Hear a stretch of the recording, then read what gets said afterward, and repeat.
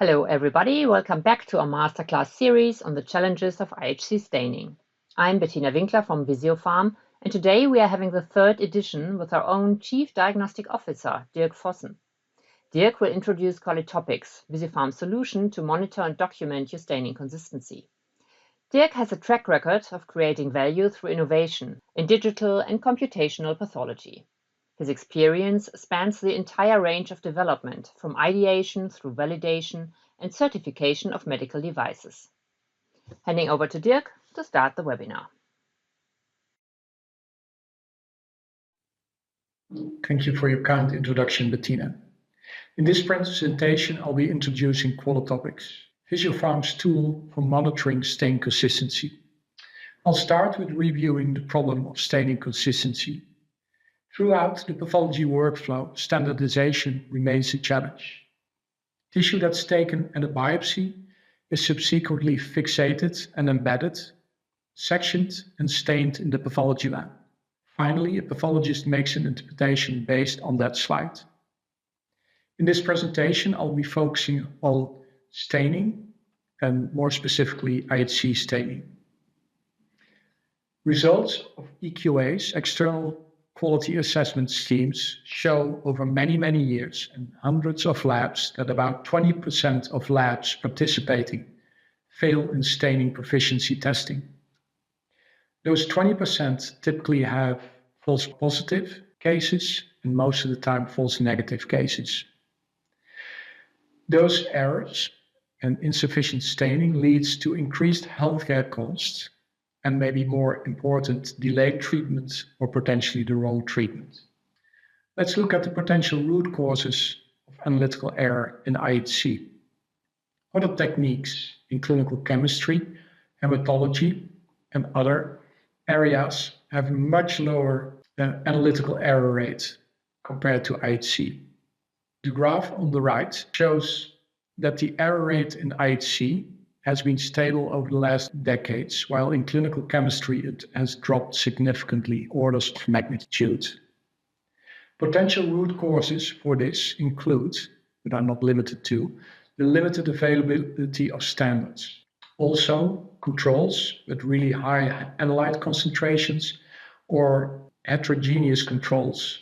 And then finally, the absence of quantitative graphs, like Levi Jennings plots in clinical chemistry, do not allow a lab to monitor and document day-to-day variation in staining control. EQAs play a critical role in proficiency testing and accreditation of diagnostic pathology labs, and they're an important tool in the quality control and quality assessment in the pathology lab.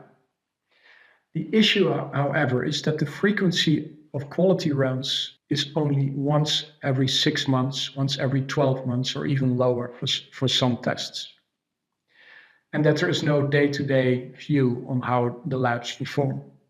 The graph on this slide shows the scores of participating labs for, in this case, over 7 different EQA runs. And for these labs, you see that labs sometimes score high, sufficient staining quality, and sometimes low, insufficient staining quality. But in all cases, even for really good labs, there is no view on what the results would be on a day-to-day basis. And we now see that there is significant variation on a day-to-day or slide-by-slide basis. The field is recognizing these issues, and there is also different proposals for improvements. First, the latest version of the ISO standard, 15189, stipulates the use of third-party controls and statistical methods to monitor and detect shifts and trends in performance. And a recent editorial by Clive Taylor and Magnani proposed that IHC should be regulated as an assay and not as a stain. And this would have significant impact on how IHCs are quality controlled. Qualitopix, which is what I will be talking about today, is a new tool that provides actionable insights. It moves from how QA/QC is done today to providing real-time dashboards with actionable insights. Today, issues can be difficult to pick up, even when you're using positive or negative controls. Many problems are not picked up by these positive negative controls because the intermediate levels closer to the diagnostic cutoffs are not looked at. And then curated tissue controls can be subject to heterogeneity and quality issues themselves. Let me talk about what Qualitopix exactly is. The solution is shown here in a very simple way. The idea is that you take a known reference material, known expression level, and that would be engineered cell lines, peptide-coated microbeads, or in the case of H&E, a biopolymer. That reference material is then stained using your normal protocol, your normal equipment, your normal clone, and then analyzed using Qualitopix. And the output of Qualitopix is a quantitative Levy-Jennings plot as shown here. It shows over time the results, expression levels, and you're able to track the performance over time. If a result falls outside of a set bandwidth, then it's highlighted in yellow, indicated that something needs attention and that someone needs to investigate if there is something wrong. On the bottom of this slide, you see the workflow of how this actually works. A lab obtains standardized reference materials, places those on the slides, could be with patient material or standalone slides, have the reference material stained, digitized in some way, using a scanner, for example, and then upload those images to Qualitopix. Qualitopix then relatively quickly, within minutes, provides the quantitative results as shown above, and then the lab technician decides on what the next steps are. Should corrective action be taken or not?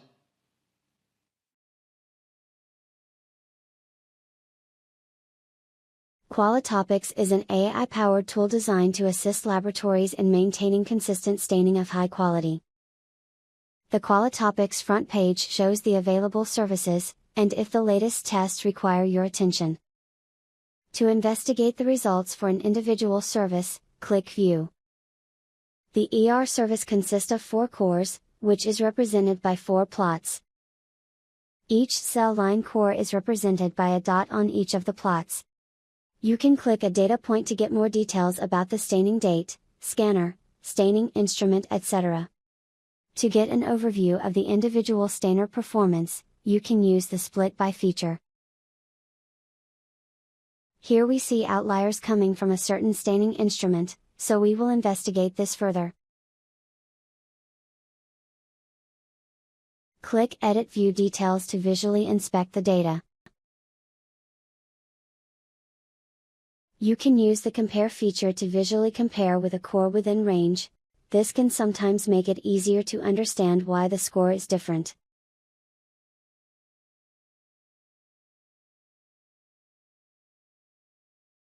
In this case it turned out to be crystallization on the nozzle tip.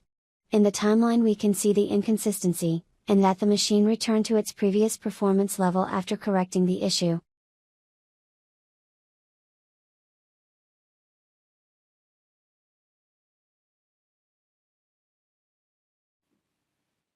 As shown in the video, quantitative monitoring using Levy-Jennings plot allows you to have data-driven acceptance ranges. These acceptance ranges allow you to identify very quickly when a test is outside the expected normal. The statistical assessment is done based on self-set ranges, or based on automated settings based on the 2 standard deviation on historical data. The upper and the lower threshold for each core can be set independently, allowing tuning of how sensitive the assessment is. Qualitopix allows for streamlined troubleshooting and documentation.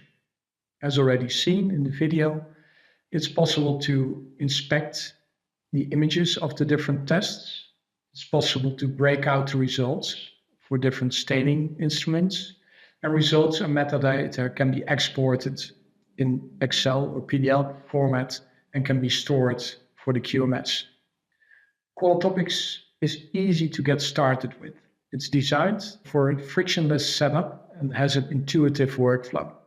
A new test basically can be added to Qualitopix in the drag or drop fashion, and it can be done from any browser with access to the internet. No PACS or IMS integration is needed. No PHI is uploaded, so no data governance concerns. Results are available on average within 15 minutes, typically within 5 minutes. And it takes less than 3 minutes to create a test. Qualitopix works with all major whole-slide scanner brands. And if you don't have your own scanner or don't have access to a scanner, there's a low-cost, low-volume scanner from Grandian available as an option. Qualitopix works with multiple types of reference materials, one of them being cell lines. Cell lines are genetically engineered to have standardized analyte expression levels in each core. Typically, a control has a negative, 2 mid-range, and 1 high level of expression. Cell lines do not have the issues that tissue controls may have, like analyte heterogeneity, as you are cutting through the tissue block, or expression levels that are too high to be detected visually, and therefore not being able to pick up errors or changes in staining intensity. Cell lines are provided by multiple external vendors, and Qualitopix has been validated in close collaboration with histocyte laboratories and array science. An example of the result using cell lines is shown on this slide. You see here 2 PDL1 cores with the same expression level stained on different days in the same lab on the same staining instrument. On the left, you see that the expression is really not sufficient, and you see that there is only moderate to weak staining. And Qualitopix indicated that here attention is needed. On the right, you see staining as expected, and the result is within range, and you see when comparing the two that they're significantly different. Another example of reference materials that work with Qualitopix are beads. These beads can be used as controls and as calibrators during assay validation. The beads are tiny glass microspheres that are coated with known concentrations of analyte. These concentrations can be traced back to NIST standards. The calibrators, when used as calibrators, allow a lab to determine the exact LOD, the lower limit of detection, and this is described as critical in the Taylor-Magnani editorial. Visiopharm has collaborated with Boston Cell Standards, BCS, to validate the use of beads with Qualitopix.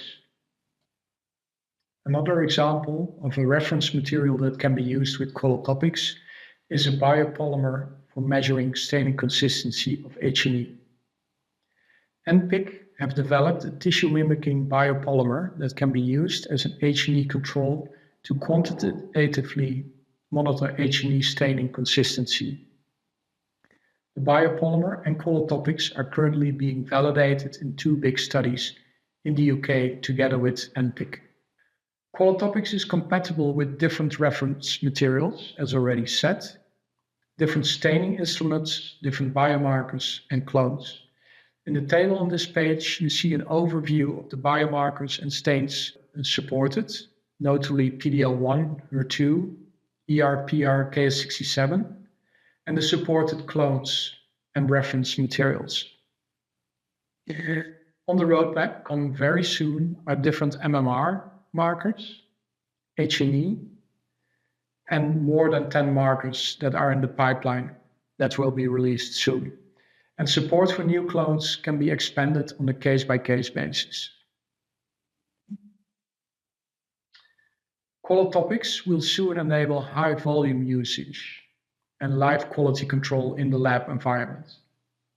We are in the process of supporting on-slide usage on every sample. So for every patient sample, a test can be done. And that requires a fully automated upload of the reference material without the patient material, without the PHI. We're also creating a dashboard to be used in the lab, reducing the histotech workload for doing manual reviews and improving the quality for each slide. Let me now show you some proof points that have been generated by actual use of Qualitopix in labs.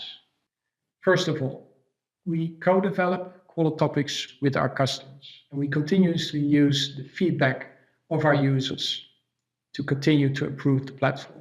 On this slide, you see quotes from 4 of our users, and we show how they use Qualitopix and how they successfully identified root causes and mitigated errors using Qualitopix. And these quotes come from Utrecht in the Netherlands, Aarhus in Denmark, and Henry Ford in the US. Qualitopix has helped identify different sources of errors for our users. We broadly see 3 categories. First, we see a global category where there's something wrong with a type of instrument, an assay, or there are protocol issues. Secondly, there could be specific instrument issues, specific position instrument issues. And then finally, there may be interstainer differences. So global, within a system, and then between systems. What we have seen is that our users start to link outliers, as detected with Qualitopix, to root causes. And the list of root causes that have been successfully found and linked to outliers is getting longer almost every day. On this page are a few examples, and I will show a series of examples with real-life data in the next few slides. A first example is a bad reagent lot, which was discovered using Qualitopix. The lab performed multiple HER2 runs over time. At some point, they saw a significant spike in the scores of certain cell line cores for HER2. When they started to investigate, they realized that these outlying results were linked to a change in the reagent lot. And when switching back to the original lot, the numbers as detected in Qualitopix returned to the normal values. The second example is the detection of an insensitive HER2 clone using Qualitopix. The lab set out to compare the performance of 2 staining instruments of the same model. They saw some variability between the instruments, but more importantly, they realized that there was almost no signal on the 1+ and 2+ cores, and that also the 3+ core was weaker than expected. Note that these intermediate expression levels are the ones with most impact on patient diagnosis. When they troubleshooted further, they decided to test another clone B in this example. And then they found that both instruments were very comparable and that they were able to generate the expected signal and therefore detected an issue in their HER2 testing and really also solved it and made a major improvement to their staining quality. This plot shows an example of how Qualitopix helped the lab to detect that there was something wrong and that crystallization had built up at the dispenser nozzle. So multiple HER2 and ER runs over time on the same stainer showed outliers at different points in time. And when investigated, they found that there was crystallization at the dispenser nozzle, and removal of these crystals caused the staining to return to the normal values. In the next few slides, there are a few examples of positional inconsistencies detected with Qualitopix. In this case, the slides in the slide rack were not positioned evenly. So the slide rack was slightly tilted. And on the right side, you see that the results on the positions 21 till 29 were really lower as expected. And when the issue with the slide rack was corrected, subsequent tests showed that there was much more even staining across the positions. Another example of positional inconsistency was due to heating pad issues. Another lab tested HER2 for all the positions. They saw that there were outliers on the lower side and the higher side.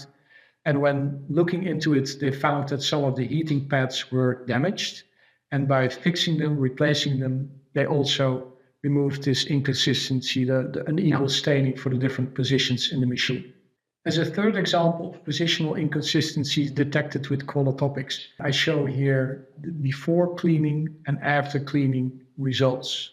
In this case, data is shown of a 2 plus HER2 core for different positions in a machine.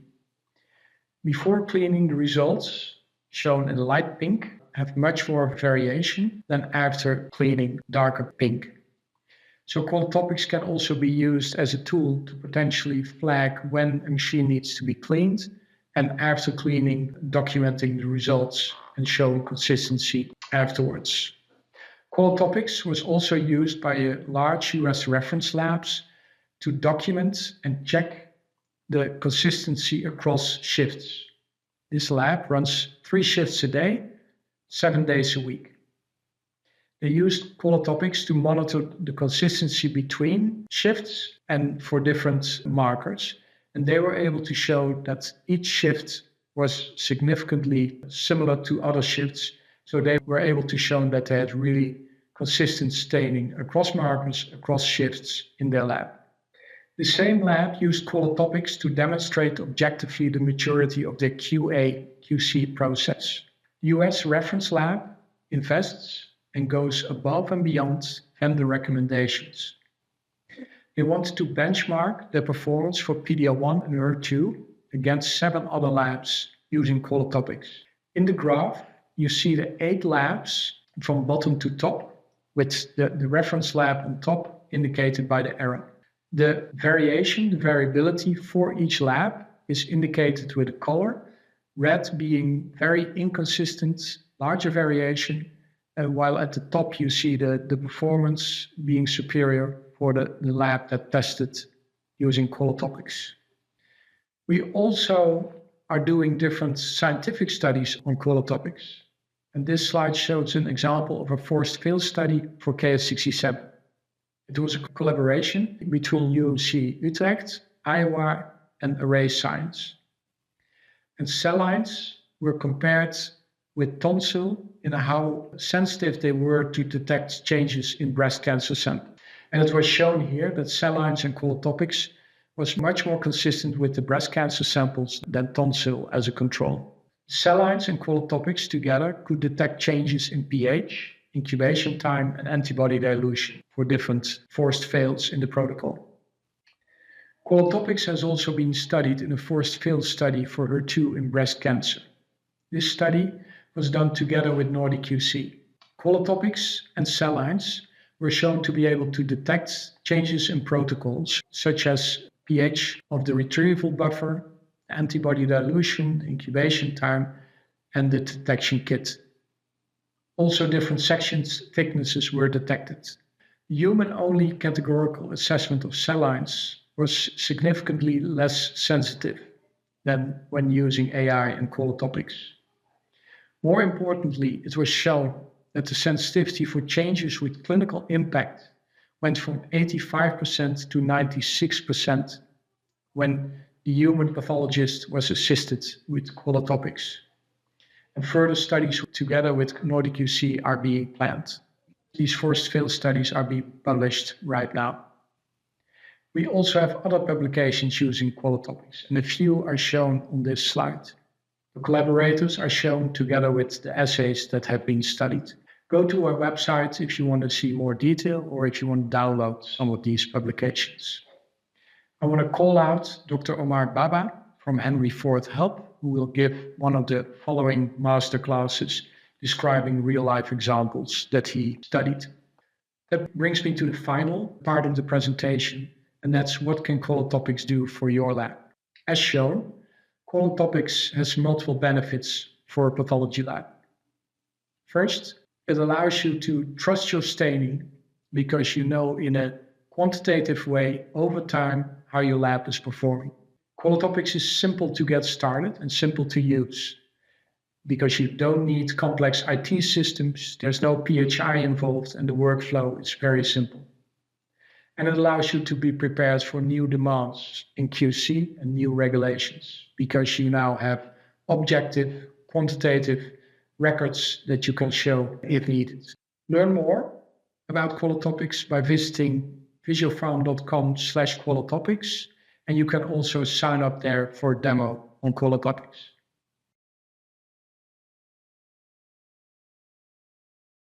Thank you, Dirk. for the webinar.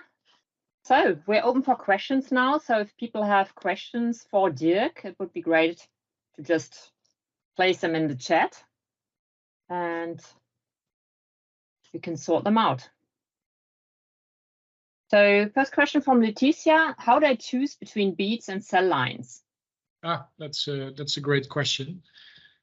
I think that really depends on the application that you're looking at.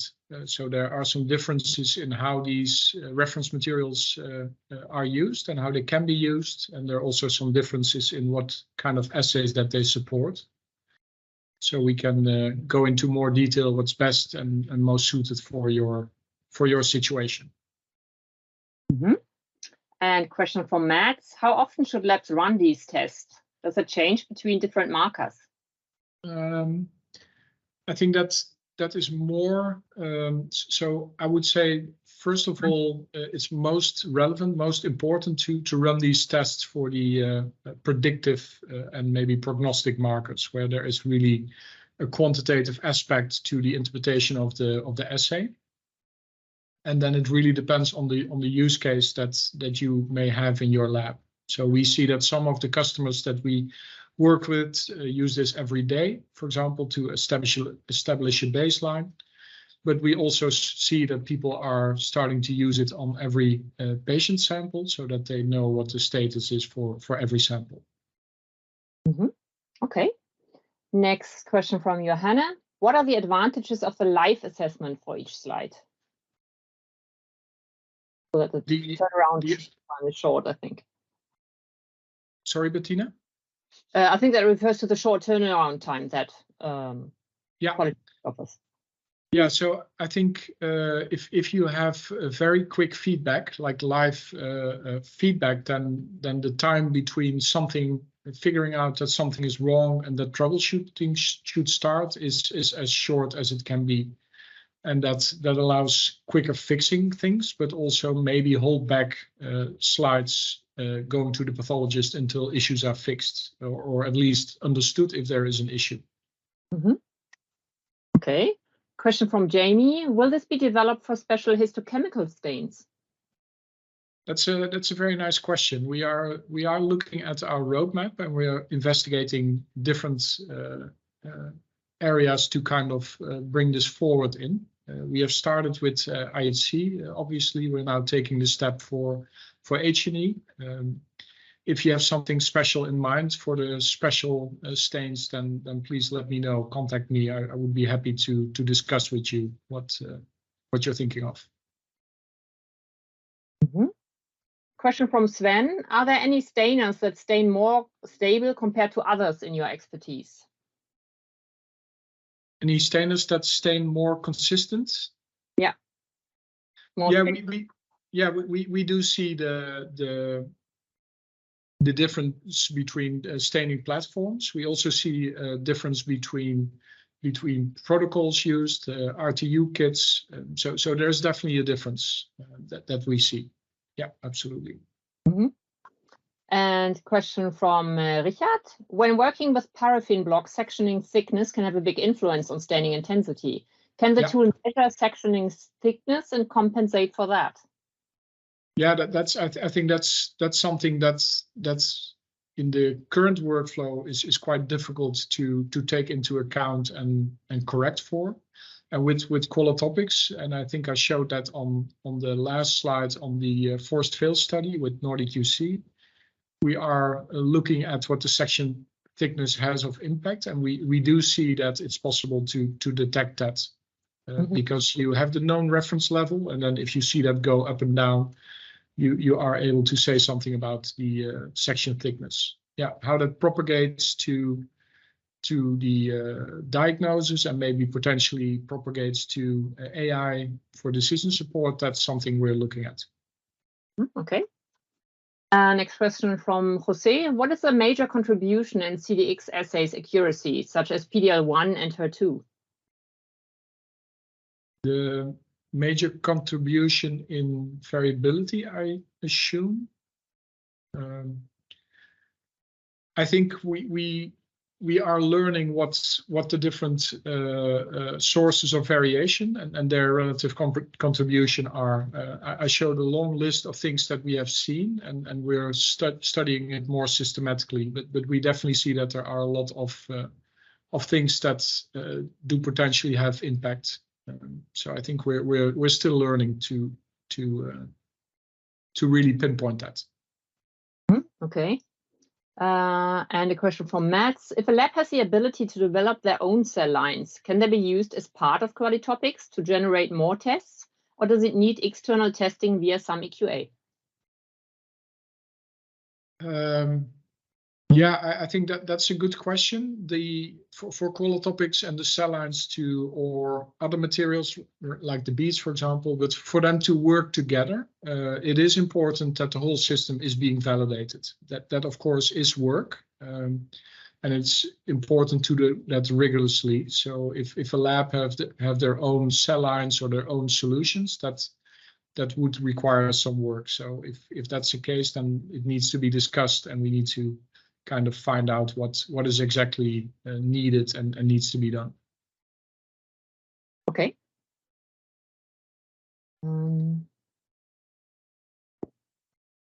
And I think another question from Jose. Do you have any IHC pre-analytics guidelines as a reference material? Yeah, so these reference materials, they have already been fixed and went through the pre-analytical phase, so to say, so before the staining. So that's if there are changes that may vary from batch to batch, and that is all validated and taken care of. I think for the staining itself, it's taken into account, and the recommendation, of course, is to follow the instructions for use that come with the kit and the instrument that you're using. Okay, so then to close this, thank you very much, Dirk, for showing Qualitopix. Thanks everybody for joining. Bye bye. Bye bye.